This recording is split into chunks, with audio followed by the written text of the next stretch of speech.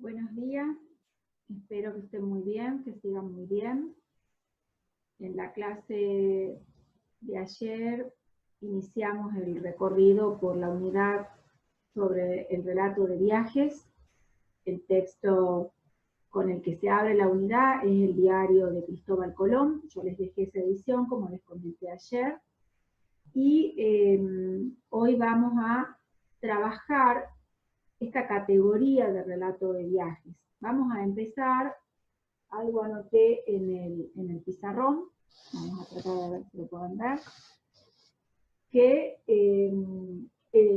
este diario de Cristóbal Colón lo vamos a trabajar y a pensar como un relato de viajes, o sea, la categoría con la que vamos a pensar y vamos a recorrer el diario colombino es con la de relato de viajes. ¿Sí? Ahora vamos a entrar a pensar en esa categoría. Para trabajarla, yo les armé algunas placas que dan cuenta, ¿no?, de los elementos que confluyen cuando hablamos de relato de viajes, y también voy a dejarles en el aula virtual un artículo de mi autoría sobre esta categoría de relato de viajes. Aún una categoría que la concibo como heterogénea, ya vamos a ver porque es una categoría donde confluyen diversidad de elementos. Algo anticipamos en la clase de ayer, cuando yo precisamente les leí el texto de Marco Polo, y les hablé del texto de Menville, o sea que me estoy remitiendo, estoy marcando una continuidad en un género que es el del relato de viajes medieval, y que va a influir, les diría, de manera muy explícita en esta escritura del siglo XVI, fines del siglo XV, como es el caso de este diario del primer viaje colombino. Vamos a compartir entonces algunas placas que nos van a ayudar a pensar esta categoría de relato de viaje.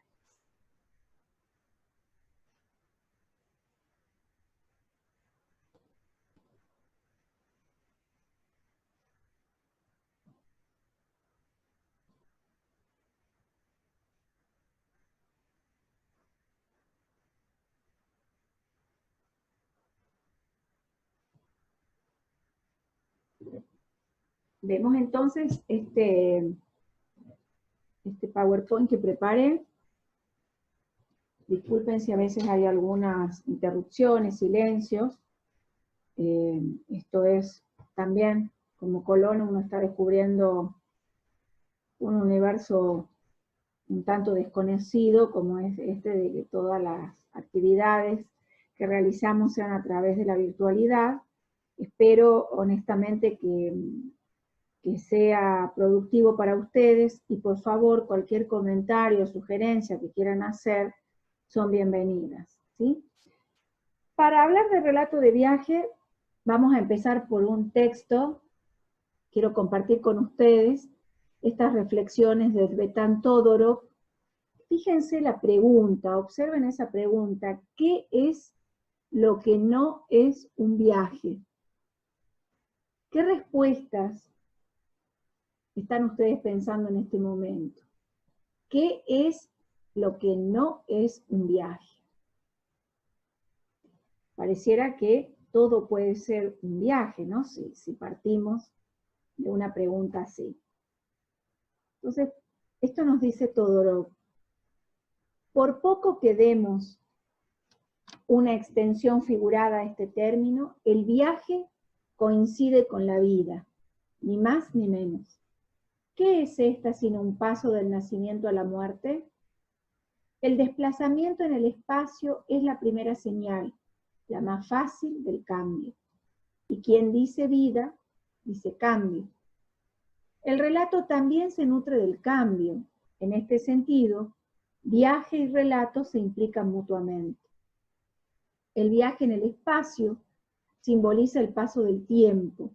El desplazamiento físico lo hace para la mutación interior. Todo es viaje, pero se trata de un todo sin identidad. El viaje trasciende todas las categorías, incluso la del cambio, de lo mismo y de lo otro. puesto que desde la más remota antigüedad se van acumulando viajes de descubrimiento, exploraciones de lo desconocido y viajes de retorno, reapropiación de lo familiar. Los argonautas son grandes viajeros, pero Ulises también lo es. Hay muchos elementos en este pequeño texto. Digo pequeño porque es una síntesis, ¿no? Hay claves que aparecen acá en Todorov. Primero, esta de el desplazamiento en el espacio. Todo el viaje va a suponer entonces un movimiento, un apartarse de un lugar para llegar a otro, pero también va a ser muy importante en el relato de viajes esta categoría que les marco acá de retorno. Todo viaje va a suponer entonces, si lo pensamos, un ciclo. Es un atravesar un espacio en un tiempo determinado, pero hay una idea y una necesidad de volver a ese espacio desde el cual se partió. ¿Sí? Entonces, se cumplen en este desplazamiento por el espacio un ciclo de idas y vueltas, de partidas y de retornos. Entonces también el viaje implica la palabra descubrimiento, la palabra exploración y también la palabra desconocido. Y ahí nuevamente las oposiciones entre lo desconocido y lo familiar. ¿En qué momento del viaje lo desconocido se va a tornar familiar? ¿O cómo voy a hacer para dar cuenta al otro, a aquel que no viajó conmigo, que no me acompañó en ese transcurrir, para que descubra aquello desconocido?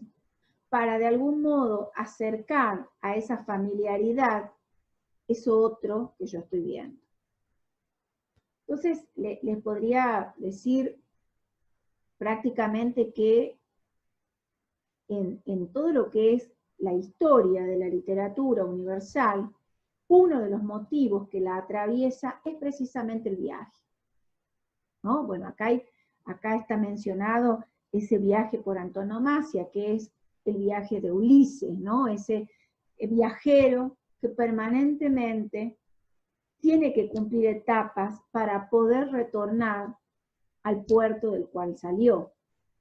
Ese viaje extenso de Ulises es también un viaje interior, ¿no? Que eso es otra de las cuestiones que plantea Todorov en esta cita.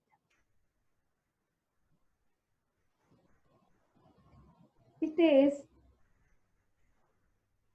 otro fragmento muy breve que quería compartir con ustedes, porque hay una cuestión disparadora ahí, que es lo que a mí me lleva a pensar el modo en que trabajamos el relato de viajes, o en que trabajamos el viaje en tanto relato. Michel de Certeau dice, todo relato es un relato de viaje.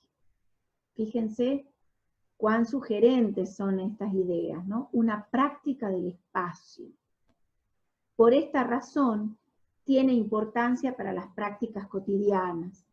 Forma parte de estas, desde el abecedario de la indicación espacial a la derecha, de vuelta a la izquierda, comienza un relato cuyos pasos escriben la continuación hasta las noticias de cada día.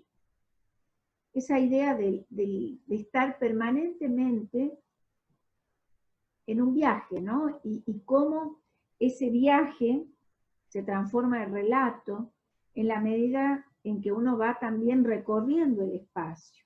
O sea, acá hay categorías interesantes. Relato, espacio y la palabra escribir, cuyos pasos escriben la continuación hasta las noticias de cada día. ¿No? Esa cuestión del desplazarse como una práctica cotidiana. Perdón. Y volvemos a Isabel Soler, a esta estudiosa muy actual, española, barcelonesa, que tiene un libro muy hermoso que se llama El nudo y la esfera, que les voy a mostrar, es este libro, El nudo y la esfera, que tiene como subtítulo El navegante como artífice del mundo moderno. Entonces ya ahí aparecen dos categorías que también son importantes, porque estamos hablando de un determinado tipo de viajes, estamos hablando de un viaje a bordo de un barco, o sea, ese transcurrir y ese descubrir y explorar es con un medio que es el barco. Entonces, el navegante, fíjense esta construcción, como artífice del mundo moderno. Y ayer vimos esta cuestión, ¿no?, del mundo moderno, de que se instaura una modernidad atravesada por ese lado oscuro que tiene la modernidad, que es la colonialidad, pero el artífice de ese mundo que pensamos y que lo podemos situar como moderno, como una etapa moderna, es, desde Isabel Soler, el navegante. Aquel que, como yo les decía ayer, se anima a atravesar el océano a pesar de toda esa construcción de un océano como espacio del miedo. Entonces leamos esta cita de Soler, la pensemos. El hombre que recibe la noticia del viaje tendrá que empezar a recomponer su idea de mundo a partir de todo aquello que el viaje trae. En este sentido, el mundo se acerca a él, se concentra, se yuxtapone a sí mismo, alejándose, en cierto modo, de conceptos fundamentales para el propio viaje, como son el tiempo y el espacio. Aquellos que vieron pasar la comitiva portuguesa hacia Roma, los comerciantes, banqueros, estibadores del muelle y ciudadanos en general que iban a recibir los navíos al Cais de Sodré de Lisboa, los que escuchaban las historias de los marineros, los que leían los roteiros y los textos de los navegantes, fueron situando los nuevos puntos de fuga que organizarían la nueva perspectiva espacial que permitía recomponer la idea de mundo. Entonces, nuevamente, ¿no?, esa cuestión de qué es todo aquello que el viaje trae. O sea, el viaje, el viajero. Y acá cobra relieve, entonces también, la figura del navegante, del viajero. Es ese sujeto encargado de revelar a un otro ese mundo que acaba de descubrir, que acaba de explorar. Y hay esas categorías tan importantes de tiempo y espacio, ¿no?, que cobra otra dimensión a partir de esta llegada de la travesía colombina a ese nuevo mundo, entre comillas.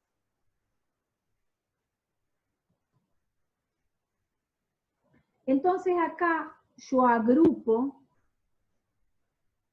5 conceptos claves, puede haber más y los vamos a ir desplegando, que atraviesan esta idea del viaje y el relato, que es viajar, conquistar, colonizar, poseer y escribir. El relato de ese transcurrir se traduce en una escritura, y eso es lo que vamos a trabajar con el diario del primer viaje de Cristóbal Colón, ¿no? Este Cristóbal Colón y el relato de una travesía fundante del proceso de constitución de la literatura latinoamericana. Porque tenemos como momentos en este proceso de constitución de un sistema literario. En la clase de la profesora Carmen eso estuvo muy claro. Hay otro texto que voy a subirles también de la profesora, que remite, y en el texto tanto en el que les grabó el video como en el texto de las primeras clases, está esta idea de pensar la literatura latinoamericana a partir de las producciones previas a la llegada de Cristóbal Colón, pero también como por qué empezamos a hablar de una literatura que se funda o se inscribe como trazado inicial con el escrito colombino, ¿no? Eso ya nos marca a nosotros una tensión que va dando cuenta de esta identidad, ¿no? De lo que les decía la profesora, de todos los procesos que acompañan la constitución de la literatura latinoamericana. Quiero compartir con ustedes un texto muy breve de Fernando Ainsa, que está bueno, en un libro que es sobre la historia de la literatura latinoamericana, y dice así: los primeros textos sobre el Nuevo Mundo, diarios, crónicas, noticias y relaciones, se improvisan a partir de la sorpresa que provoca el inesperado encuentro de un continente en el marco de una empresa que tenía originalmente otro objetivo, la ruta del sol poniente hacia las legendarias tierras del Gran Khan. Si Colón tropieza literalmente con América el 12 de octubre de 1492, la explicación textual del descubrimiento tarda en llegar y pasa por el reconocimiento de que en el Nuevo Mundo se ven cosas que ni Plinio ni Aristóteles pensaron ni escribieron con haber sido tan diligentes escudriñadores de la naturaleza. América produce cosas peregrinas, lo que es natural, puesto que son producciones de un nuevo mundo, por lo que la novedad provoca el deseo de dar a mis ojos nueva noticia de extraños pueblos. Entonces, este relato de Cristóbal Colón, fíjense, esto quiero que lo vean, lo pensamos nosotros porque pensamos esta importancia del texto, porque es un texto organizador de algún modo de un sistema y de una cultura. Estamos pensando el texto como un acto verbal, conservado en la memoria colectiva, pero de alta significación y de alta significación en la organización de una cultura. Para nosotros, el diario de Colón, en este contexto del programa de la materia, ¿qué significa? Significa la primera representación escrita que hay de lo que nosotros conocemos como América. Entonces, ahí es que hablamos de esta dimensión cultural del texto. Se me cayó una cosa, cosas que pasan mientras uno graba la clase. Y acompaño esta placa con una cita muy breve de Ángel Rama en La ciudad letrada, que es uno de los capítulos de su libro. Es un texto que ustedes van a trabajar con la profesora Rosana en la unidad que sigue sobre siglo XVII y barroco, pero hay una cuestión que me interesa, que quiero destacar. No hay texto que no esté determinado por una situación de presente y cuyas perspectivas estructurantes no partan de las condiciones específicas en esa situación. Eso también es muy interesante, cómo se sitúa un texto de acuerdo al contexto en el cual se produce. Y es ese contexto de producción el que a nosotros nos hace hablar del diario de Cristóbal Colón como una dimensión cultural del texto. Nos interesa, en tanto, supone la inauguración, el modo en que por primera vez ingresa en el mundo de la escritura sobre el continente, lo que hoy nosotros llamamos América Latina. Por eso quizás esto lo vayan comprendiendo con profundidad, lo han hecho muy bien en los trabajos prácticos, pero cuando en la primera clase hablábamos de representación, de invención, de construcción, todas acciones que tenían como centro pensar América Latina, pero pensarla en ese momento, situarnos, con lo que cuesta mucho, han pasado 500 años, situarnos en ese momento en el cual este universo al que llega Colón tiene que ingresar en el imaginario, en los mapas, en todo ese proceso cultural del viejo mundo. Entonces, en esta sintonía es que nosotros pensamos el diario de Colón y ubicamos este diario de Colón en un universo discursivo, porque el proceso de conquista y colonización del Nuevo Mundo va a suponer el proceso de inscripción del nuevo espacio en la escritura. Esa es una acción central, escribir sobre lo visto y también sobre lo vivido. Y entonces ahí hay un universo de textos que está constituido por cartas, por crónicas y por relatos de viaje. Nosotros a la escritura de Colón la conocemos como diario del primer viaje, o como diario, pero ese diario, por sobre todas las cosas, como tipo discursivo, lo estoy pensando, se los estoy proponiendo a ustedes como un relato de viaje. Espero que hasta acá esté claro. Hay una cuestión que quiero agregar a ese despliegue que hice antes, que tanto la carta, lo que sean las cartas, las crónicas, las historias y los relatos de viajes pertenecen al discurso historiográfico. No estamos hablando de discurso literario. El relato de viajes del medioevo, como yo les comenté en la clase de ayer, el texto de John Denville, ese texto sí es un relato de viaje medieval que pertenece al discurso literario. Los relatos de viajes que estamos pensando en Colón, o luego en la carta, y ahí trabajamos lo otro, la carta de Lope de Aguirre, pertenecen al discurso historiográfico.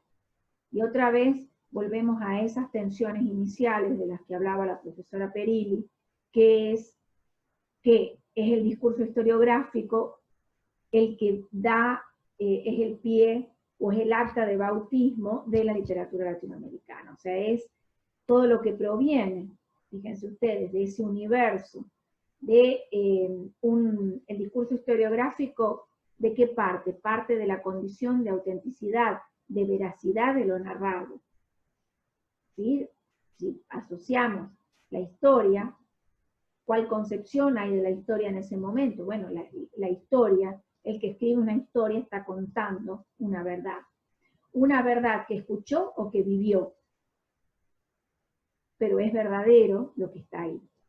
Por eso, a lo largo del siglo XVI, se van a escribir, les marco acá, muchas historias y crónicas verdaderas. Esa categoría de verdad se va a enfatizar. ¿Por qué? Porque a veces lo que se cuenta puede exceder la capacidad del asombro, de lo que yo les decía hace un ratito en la cita de Fernando Ainsa, ¿no?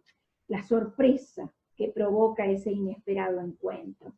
Y es un encuentro con un universo tan disímil al conocido que muchas cosas pueden ser pensadas como fábula, como mentira, como invención.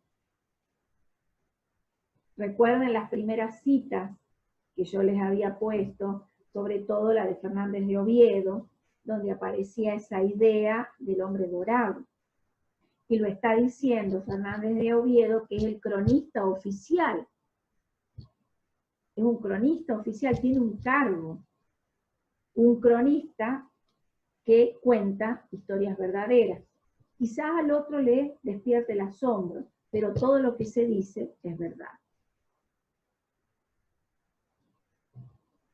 Entonces sí vamos a entrar ahora en el viaje y su relato, y vamos a pensar ese relato de viajes como una categoría heterogénea en el siglo XVI. ¿Sí? Si bien es finisecular el relato colombino, pero vamos a trabajar algunas características de ese relato de viajes.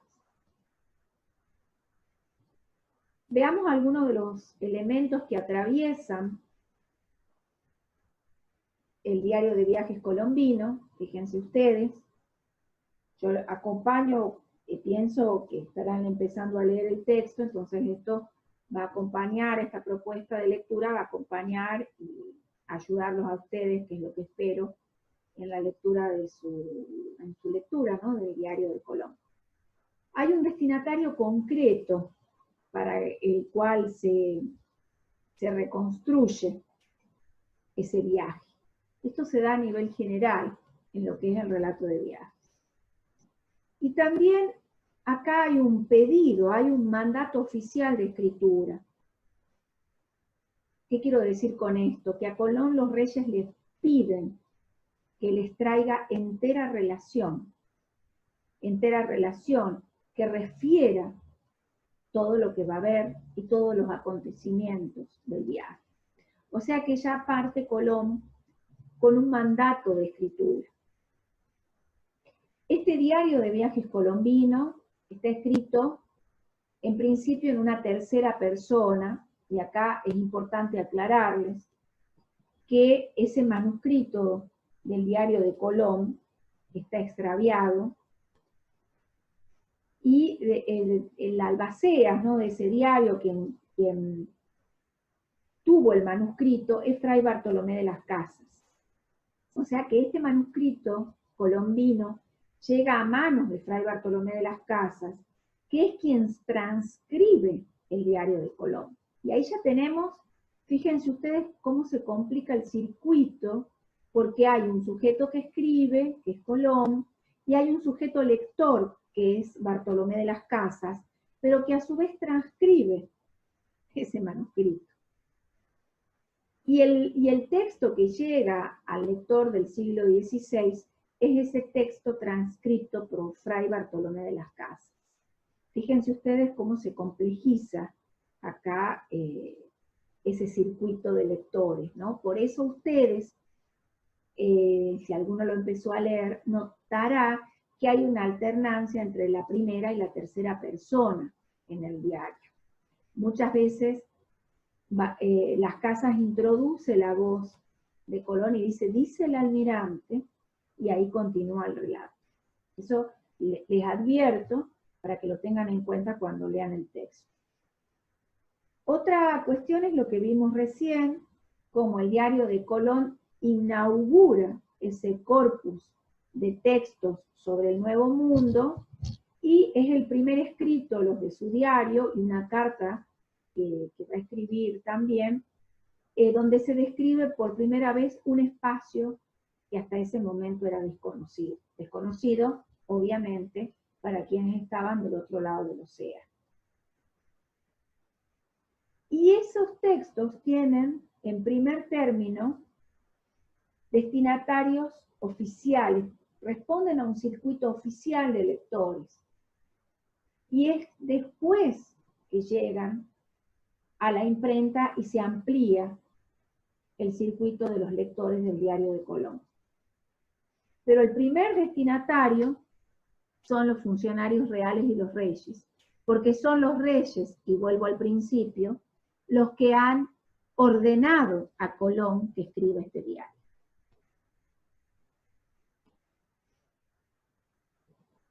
Entonces, les leo esta definición de relato de viajes para explicarla. Dice: el relato de viajes es un género en cuya realización confluyen los siguientes criterios. Se articulan sobre el trazado y el recorrido de un itinerario. Entonces, hay un primer elemento importante, que es el itinerario. Ese itinerario muchas veces es incierto, y eso ya lo vimos con el relato de viajes de Colón, lo vimos también con el mapa de Juan de la Cosa, ya que no existe un mapa, el mapa está en permanente diseño, ¿no? Estamos ante un universo que todavía no se conoce. Y ese trazado se va ordenando a partir de una cronología. O sea, el relato de viajes se va organizando temporalmente. Y en la medida en que se va organizando temporalmente, se va dando cuenta del desarrollo del viaje en el tiempo y en el espacio. Entonces, el viaje da cuenta de cuánto ha transcurrido en la expedición. Y a veces cuando el viaje es muy extenso, hay algunos viajeros que deambulan, que naufragan, esa sería la contracara del navegante, sería el náufrago, muchas veces pierden la noción del tiempo. En este relato de viajes, la descripción geográfica es un elemento capital, porque es muy importante la información que se brinda. A veces hay digresiones de elementos maravillosos. Esos elementos maravillosos o asombrosos son aquellos que pueden captar la atención del lector, captar la atención de las autoridades. Supónganse ustedes el relato del primer viaje por el río Amazonas, un río extensísimo. Entonces, la descripción geográfica de ese río es también casi un elemento maravilloso. Escapa a la realidad de las dimensiones de los ríos europeos. Entonces, ¿cómo dar cuenta de la selva amazónica? ¿Cómo dar cuenta del calor en esa selva, de la humedad, si no hay un elemento que la iguale en ese otro mundo conocido? Aquí también otro elemento importante en el relato de viajes es esa presencia de un narrador que va refiriendo su experiencia, su propia experiencia de viaje. El sujeto que viaja tiene un cuerpo, y ese cuerpo muchas veces sufre en el viaje. En el caso de Colón vamos a ver que hay ¿cómo les podría decir? Hay un ocultamiento del sufrimiento del cuerpo. Pero en el caso de la carta de Lope de Aguirre, lo que se pone de relieve es precisamente la experiencia directa del viaje, el cuerpo expuesto en ese viaje. Si se refiere a un viaje del cual no se formó parte, entonces hay que decir quién es el informante. Entonces ahí vemos cómo el factor dominante en el relato de viajes es el espacio. Y digo que es dominante pero no excluyente, porque en el relato de viajes es relevante la operación narrativa. Algo les dije en la clase de ayer, porque se articula narrar y describir. La descripción es la descripción geográfica, pero la narración es la exposición de ese viajero, de sus carencias y de sus padecimientos, del sufrimiento en el viaje, de cómo el cuerpo va quedando cada vez más expuesto al dolor, al hambre, al frío, a las tempestades. ¿Sí? Muchas veces el que viaja se transforma en un sobreviviente. El navegante, como les decía, se transforma en un náufrago. Veamos esta última placa, donde despliego cada uno de los elementos que estaban en la descripción. Lo que les decía recién, entonces, que el relato de viajes se articula sobre el trazado y el recorrido de un itinerario, a veces incierto. El trazado se ordena a partir de la cronología que da cuenta del desarrollo del viaje. Las descripciones son elementos importantes. Hay una presencia en la escritura de digresiones asociadas a elementos o factores maravillosos. Esto les comentaba, ¿no? Tiene que ver un poco con la descripción geográfica y también con la narración. Hay un relato sumamente interesante, que es un texto que se llama Naufragios, de Álvaro Núñez Cabeza de Vaca. Les muestro, bueno, una de las ediciones que tengo de este relato. Este texto de Los naufragios, de Álvaro Núñez Cabeza de Vaca, que refiere una expedición que va en busca de la fuente de la eterna juventud, ¿no? Fíjense ustedes cómo se traslada un mito, una leyenda europea a el nuevo mundo, ¿no? Como que es la tierra de las posibilidades, donde todo eso que deseaba el hombre europeo, el hombre del viejo mundo, puede concretarse en estas nuevas tierras, ¿no? Y este Álvar Núñez Cabeza de Vaca va a deambular entre lo que hoy conocemos como la península de la Florida, perdido, porque va a ser una empresa esta en busca de la fuente de la eterna juventud, que va a terminar en un naufragio, y lo va a llevar a Álvar Núñez a constituirse en uno de los pocos sobrevivientes de ese naufragio, pero a querer constantemente retornar a la civilización, porque va a quedar prácticamente en una zona desértica, despoblada, que, como él mismo dice, quedó en cueros, en pellejos, quedó sin nada y tiene que adaptarse. Durante 8 años sobrevive en esas tierras desconocidas.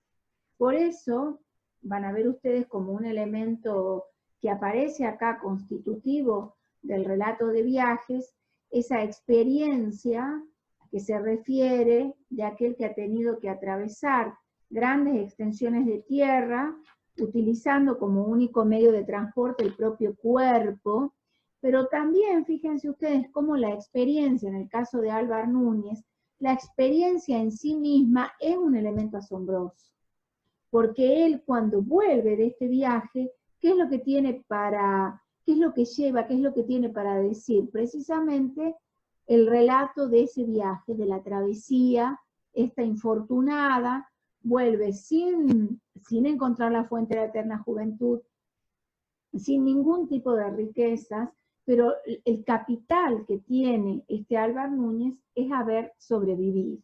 Y eso transforma su relato en una experiencia singular y asombrosa. Por eso está acá esta idea, ¿no?, de el vínculo que hay entre espacio, experiencia y cuerpo del viajero. Esta cuestión del relato de viaje como texto traductor, hay un estudioso del relato de viajes que es Otmar Ete, que él plantea esta categoría, ¿no?, pensar el relato de viajes como un texto traductor, porque es una escritura que traduce una experiencia vital a un otro lector. Y en ese sentido es que se produce este proceso de transposición de la experiencia propia y que es compartida por otros, por los lectores. Es lo que yo les decía hace un rato, volviendo al principio, este circuito de lectores que se entrama alrededor de los relatos de viajes, como el caso de Colón. Hay un primer lector que son los reyes, los escribanos reales, aparece la figura de Fray Bartolomé de las Casas, transcribiendo el texto de Colón para que después ese texto circule impreso, en forma de libro, ¿no? Ese también es una cuestión muy interesante, transformar un texto en un libro. No es lo mismo, no todo texto trasciende esa dimensión de lo impreso en formato libro. Y acá en el caso de Álvar Núñez, que les mencionaba recién, precisamente él cumple con ese circuito. Escribe al rey, pero también busca un imprentero que transforme ese relato en un libro. Un último elemento que dejo aquí a consideración, porque a mí me parece muy importante, es uno de los pliegues del relato de viajes que me gusta mucho pensar y trabajarlo, porque me parece que contiene una dimensión metafórica incluso, que me permite proyectar la idea del viaje en sí mismo, y es la del barco, ¿no? En el caso del barco como ese elemento imprescindible, porque no solo es el que permite los desplazamientos, es imposible pensar un cruce real transoceánico sin un barco, sino que también es ese barco constantemente presente el que permite pensar en el retorno, ¿no? Y volvemos a lo que dijimos al comienzo. Todo viaje supone un ciclo y muchas veces ese ciclo se cumple cuando se retorna al lugar del cual se partió. Y esos barcos que acompañan, por eso es tan importante en el relato de viajes que el barco no se pudra, que el barco se mantenga a flote, que el barco sobreviva a las tempestades, porque es el barco es de alguna manera es la misma metáfora de la vida y del viaje, ¿no? Es lo que mantiene vivos a los viajeros, a los navegantes, y es el elemento que permite pensar que se puede volver, se puede retornar a ese universo que se abandonó. Vamos a cerrar con una última placa, donde aparecen potenciadas, ¿no?, todas estas acciones que a mí se me despliegan alrededor de esta acción concreta de viajar. Viajar es desplazarse, es escribir, recorrer, descubrir, que vamos a ver ese juego en Colón, es nombrar también, es viajar, es navegar, y bueno, y por sobre todas las cosas también viajar es conocer. Yo les mencioné ayer el viaje de Magallanes. Magallanes en la tripulación lleva un sujeto muy interesante que es Antonio de Pigafetta, que él dice, él no viaja por ningún motivo más que por el de conocer. Dice, quería ver con mis ojos todas las maravillas que se contaban, ¿no? Esa idea de que el viaje está vinculado al conocimiento y de que es el viaje el que va a permitir también dar a conocer a otros, compartir el asombro. Eso es también uno de los elementos que confluyen cuando hablamos y pensamos el relato de viajes. Yo para cerrar la clase de hoy, que espero que haya sido una clase clara, que hayan podido acompañarme con estas reflexiones sobre el relato de viajes, ¿no?, que dejé acá. Hemos visto este tema del viaje y su relato, el relato de viajes, y estamos pensando al diario colombino como un relato de viajes, ¿no? Entonces, quería cerrarles con un fragmento de Jorge Monteleone, que habla del viaje y en tanto relato, ¿no? Y dice así: espacio del deseo, zona de ensueño, de reflexión, de aventura, de nostalgia o porvenir, el viaje ha tenido en la literatura su continuidad y su pasión correspondida. Hay diversos modos de viaje. El itinerario clásico, con largas estancias en ciudades-museo, donde el viajero se satura de obras de arte. El viaje hacia escenarios grandiosos y paisajes desconocidos. El viaje exótico, la iniciación en Oriente, el recorrido por culturas ajenas, nacidas en el confín del tiempo. La exploración urbana en las ciudades amadas, que extiende en el ámbito privado hasta convertirse en una proyección del individuo. El viaje, donde lo imaginario y el ensueño transforman el espacio real. El viaje cuyo móvil es el conocimiento y el aprendizaje de pueblos admirados. Incluso el viaje que conduce al crimen. En ese espacio de pública intimidad y despliegue del yo que ofrece el viaje, el escritor halla posibilidades expresivas hasta entonces vedadas. La literatura, desde siempre, fue la zona ideal donde se podía transformar todo recorrido en un discurso. Entonces, volvemos a esta idea nuestra de todo viaje se transforma en un relato. Y cuando escucho esta reflexión de Monteleone, pienso también en lo que es nuestra realidad actual, donde el viaje, ¿no?, la acción esa de viajar, de recorrer, de descubrir otros mundos, es precisamente la que en este momento está completamente cerrada. la posibilidad del desplazamiento.